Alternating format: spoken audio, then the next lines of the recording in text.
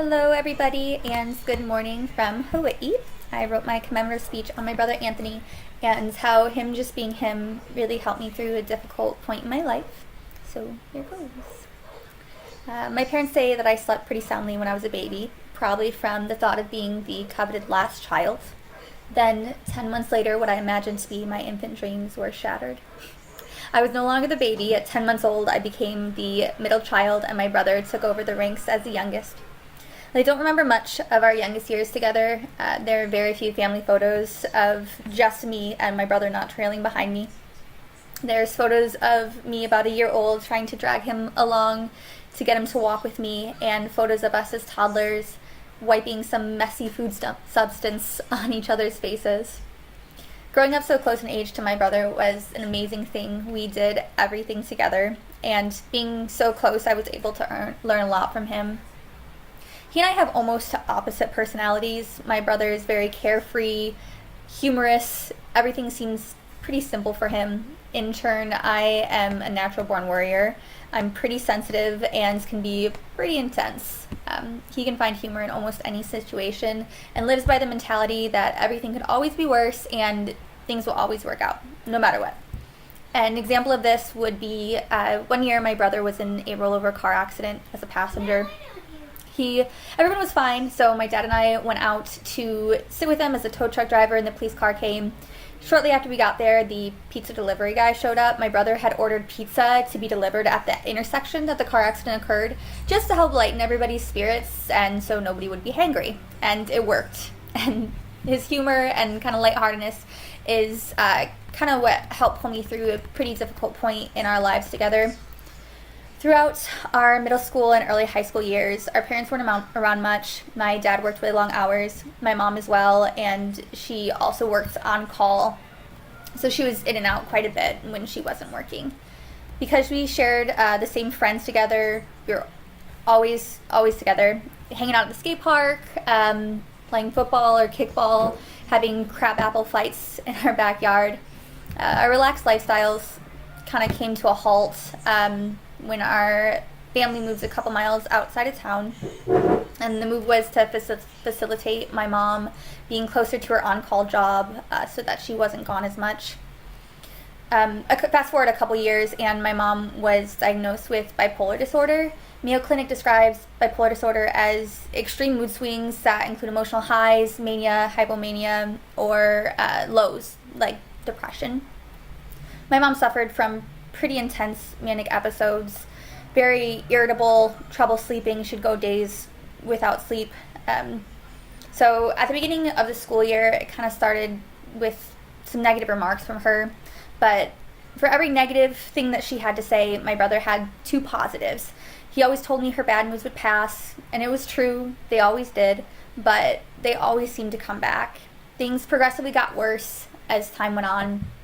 My mom would be gone all day, come home about 3 a.m. on a school night and wake my brother and I up to do some frivolous task like cleaning the baseboards.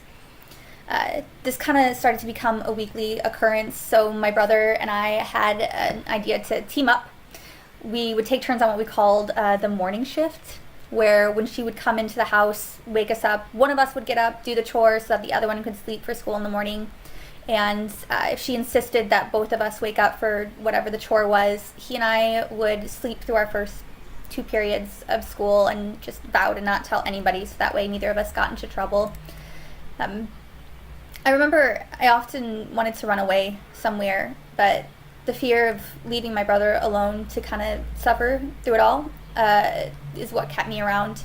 He constantly told me that things would get better, and he was the one that suggested that I get a job kind of as a way to get out. Being the baby, my brother dealt with things a lot better or didn't have as many things to kind of deal with. I took everything to heart. My brother was a strong one. It was like every negative remark or negative experience just rolled off his back.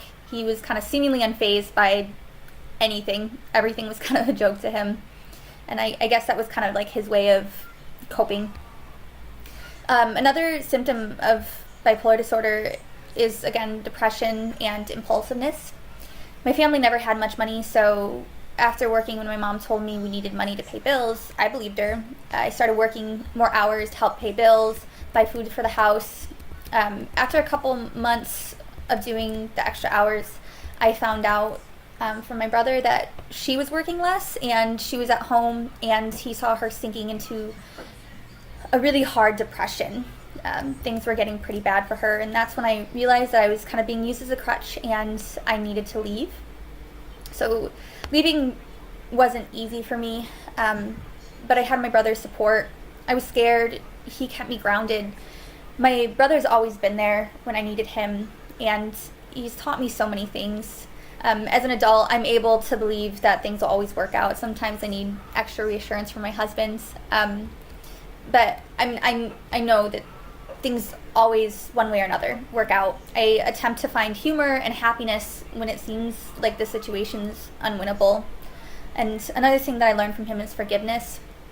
I've harbored a lot of animosity towards my mother, even after the diagnosis. And he helped me to understand that not all of her actions were her.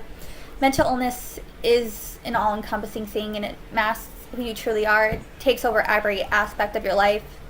I didn't have a relationship with my mom for about 3 years after I moved out, but through many different life lessons, I've learned to really forgive her, and I think that I'm much stronger for everything my brother and I endured, and I don't think that I would have been as strong through all of it without him.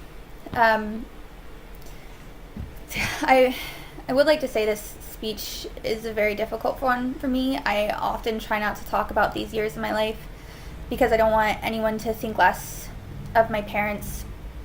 The one thing that I did want to stress, though, with this speech is that when dealing with someone with an illness like this, it's easy for you to not say anything because you don't want to be the one that gets the next, suffers from the wrath. So yeah, I just want to press, see something, say something. That's something that I've learned in my life, that if you see something that seems off, ask questions. You never know what you could be doing or helping somebody out. So thanks for listening, everybody. Aloha.